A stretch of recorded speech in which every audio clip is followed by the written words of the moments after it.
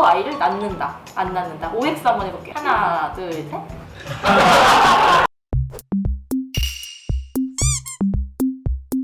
네, 안녕하세요. 우리 동네 스튜디오의 정경희입니다. 청년 공동체 활성화 사업으로 공감 토크쇼를 준비하게 됐는데요. 오늘은 그 첫 번째 시간으로 우리들이 딩크족이 된 이유라는 주제로 출산과 육아에 대한 이야기를 나눠보고자 합니다. 나는 나중에 아이를 낳을 계획이 있다, 없다. 하나, 둘, 셋. 정인 씨 먼저 한번 이야기 들어볼게요. 사실 경제적인 부담은 2차적인 문제인 것 같고, 내가 나중에 누군가를 낳아서 이렇게 번듯하게 키울 수 있을까? 내가 뭔데? 이런 생각이 있어가지고 그런 부담이 좀 가장 크지 않나 싶습니다. 저 개인적으로 사실은 X에 가까워요. 개인적인 시간이나 내가 어머니한테 받은 사랑을 그대로 해줄 수 있을까라는 그런 거 이제 걱정 때문에 사실 저는 X지만 이제 결혼한 이제 와이프 배우자가 오기 때문에 사실 이제 또 2명을 원해요.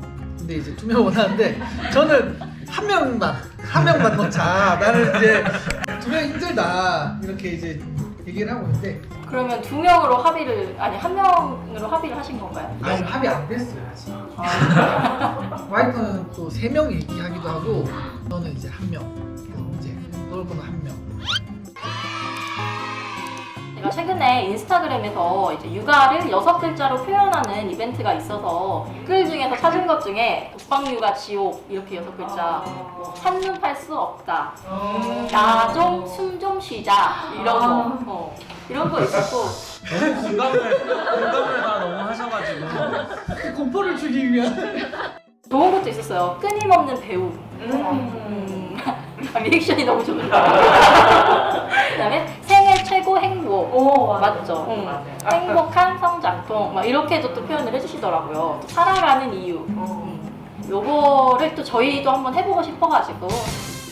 메비우스의 띠. 메비우스. 네, 수학의 이 메비우스의 띠 있잖아요. 끝이 없다. 정말 끝이 없다. 내 인생 전환점. 네, 진짜 제2의 인생을 사는 것 같은 그런 느낌에서 내 인생 전환점 같은 느낌이에요. 네. 가지 많은 나무. 그러니까 일들이 많이 있는 거죠. 첫째한테 뭔 일 있을 때, 둘째 때, 셋째 때 커가면서 일들이 많으니까 가지 많은 나무가 바람 잘 일었던 거라. 아이 듣다 보니까 이 아이를 놓는 거에 대해서 되게 긍정적으로 얘기하다가 메비우스의 띠, 다시 많은 나무 뭐 이러니까. 다음 생 있다면 나는 또 아이를 낳는다, 안 낳는다. OX 한번 해볼게요. 하나, 둘, 셋. 이번 생이 많이 났으니까 다음 생은 안 나도 되지 않을까. 안 낳는 삶도 궁금하다. 네. 물론 성장 과정 중이나 이렇게 키우면서 힘들겠지만 그 후의 것들이 더 좋은 것들이 많이 있을 수 있으니까.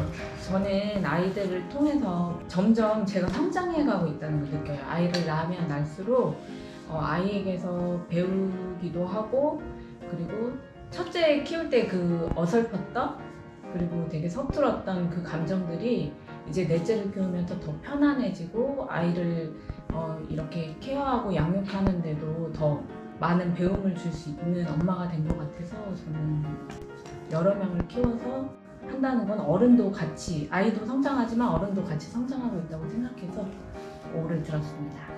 이런 얘기 들으니까 또 어떠신 것 같아요? 우리 종인 씨 같은 경우는 특히 아까 X를 드셨는데.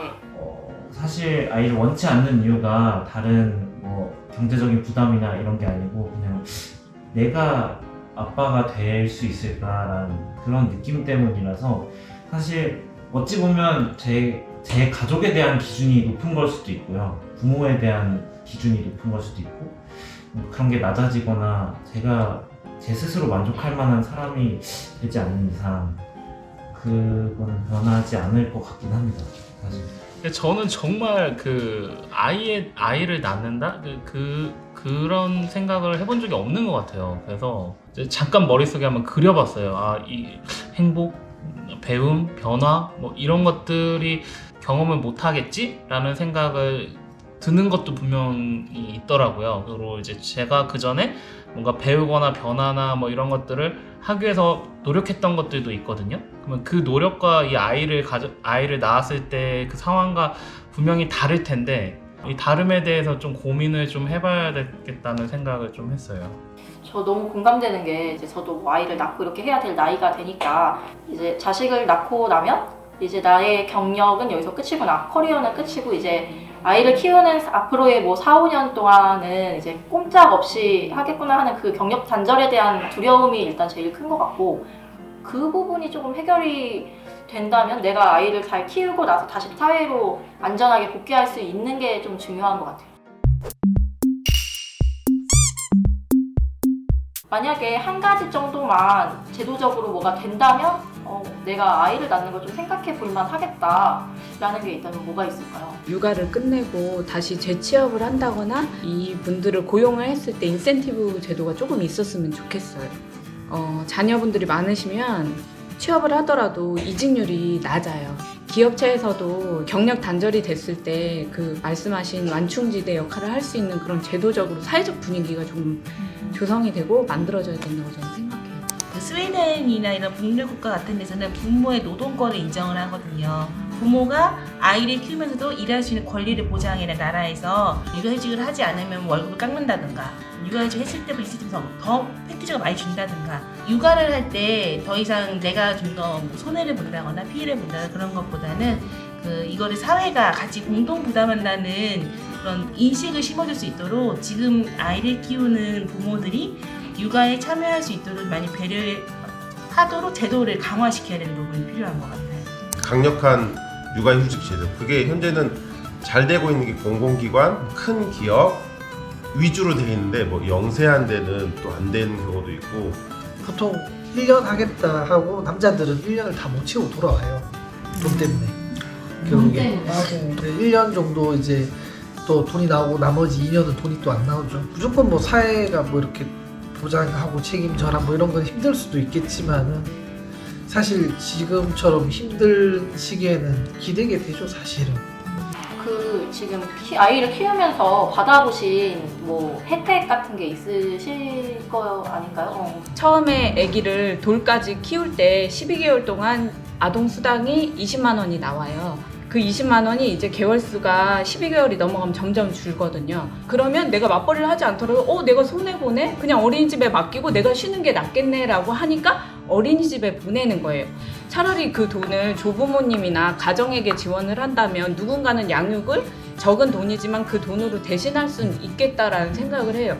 그 어린이집이나 아이돌봄, 그러니까 엄마가 경력 단절을 하지 않도록 뭐 아이를 보내고 그 기관한테 주는 돈들이 너무 많더라고요.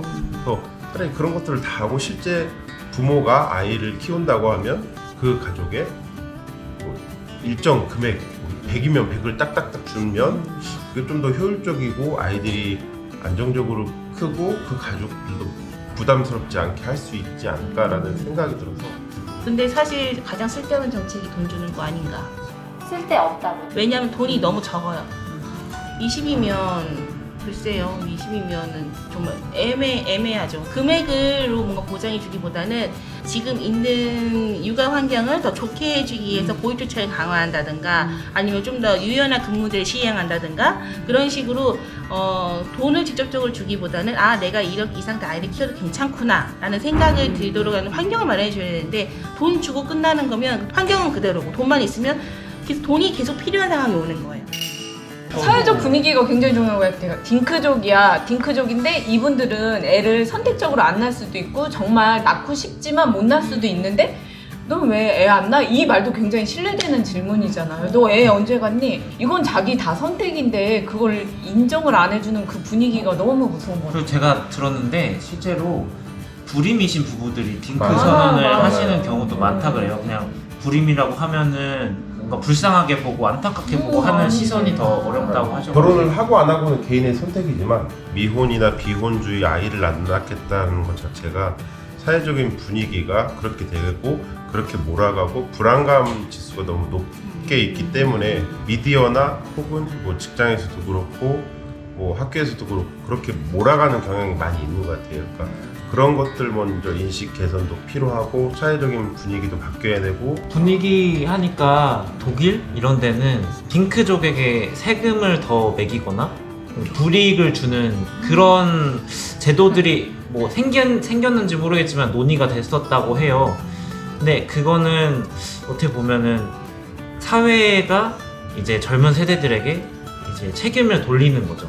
니네가 아이를 안 낳아서 출산율이 저조하고 니네가 결혼 생각이 없으니까 사회가 지금 이렇게 됐고, 근데 조금 더 얘네가 왜 애를 안 낳으려고 할까, 얘네가 왜 결혼을 안 하려고 할까라는 이해부터 시작이 돼서 뭔가 얘네 문제가 이거구나 라고 파악을 한 다음에 뭔가 그런. 제가 지금 청년들을 생각해 보면 지금 이런 상황에서 반복이 되고 있는데 과연 결혼해서 아이를 낳을 수 있을까? 불안감 생기는 건 좀 당연한 것 같아요. 불안감 생기게 하는 원인은 사회에 있는데 사회가 그걸 해결하려 하지 않고 자꾸 사람들이 불안한 거야, 사람들이 애를 안 낳아서 문제인 거야, 이런 식으로 사람들에게 계속 문제를 몰아가기 시작하면 이건 답이 없는 거죠. 원인은 다른 곳에 있는